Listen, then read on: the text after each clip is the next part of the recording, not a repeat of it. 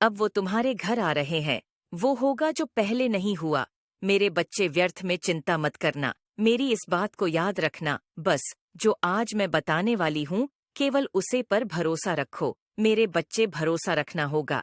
मेरी कुछ बटन पर तो निश्चित ही तुम्हें मेरा यह संदेश पढ़ने के अंत तक यह पूर्ण विश्वास हो जाएगा कि जो मैं बोल रही हूँ वह सत्य है और तुम्हें चिंता मुक्त रहना चाहिए। मेरे बताए हुए यदि कार्यों को तुम कर रहे हो तो तुम्हें चिंता नहीं करनी चाहिए। और यदि अभी तक तुमने नहीं किया है तो आज मैं जो बता रही हूँ उसे कार्य को करना प्रारंभ कर दो।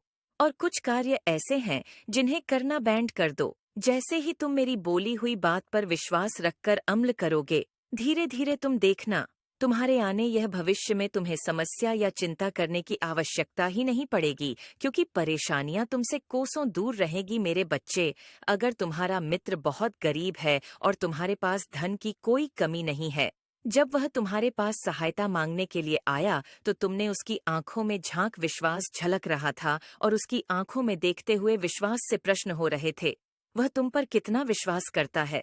तुम्हारा हृदय करुणा से भर गया। तुम्हारी आंखों में उसके लिए आंसू थे।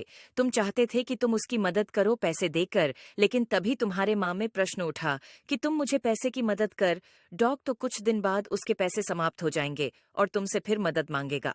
इसलिए तुमने उसे कुछ पैसे की मदद की और एक ऐसी योजना बनाई जिससे तुम उसे कम पैसों में ज्यादा बड़ा काम ना सिखा सको।